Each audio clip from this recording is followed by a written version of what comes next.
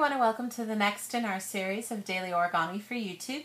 Today we're going to continue our theme of looking at some traditional origami, and certainly one of the most common origami are these wonderful paper airplanes. And this one is more often kind of referred to sort of as being like a dart than it is actually of being an airplane. It depends on the size paper you use.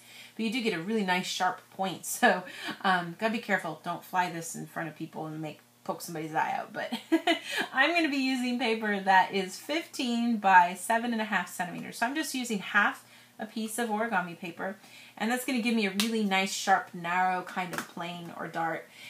It's up to you guys, though. If you want to use something a little fatter, that's certainly allowed. It's not a big deal.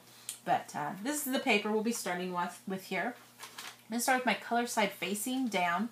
Just fold my paper in half. Once you've got that center marked, then you can take the top section and just fold right down into the center. And you don't need to be exactly on this center line. You want to kind of give yourself a little room so that it's easier to fold things off when you're finished.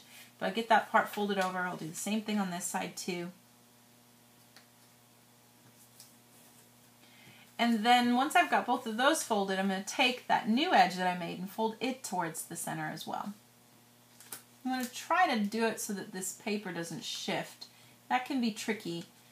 You try to kind of tuck it underneath as you work. Get that to fold down.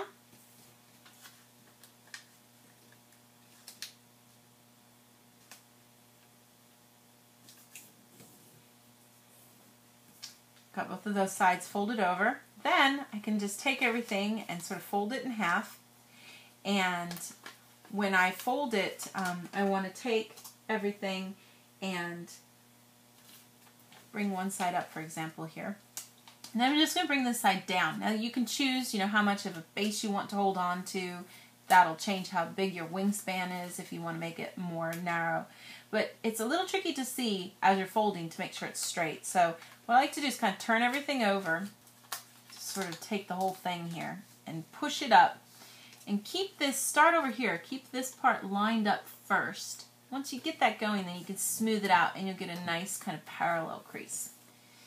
And then you just take what you've got left over here and fold it up to match the side. And I'll give you the creases that you need for both sides. And then when you open up your wings, you've got your wings here and your body and your completed little plane or dart.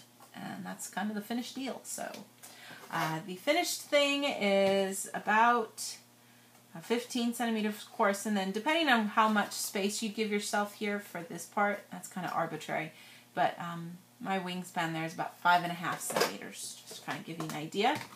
But it's going to be 15 centimeters long and about 5.5 centimeters wide. But that's certainly one of the most classic kinds of little origami planes there, which is our finished project for today. Thank you so much for watching, and we'll see you next time.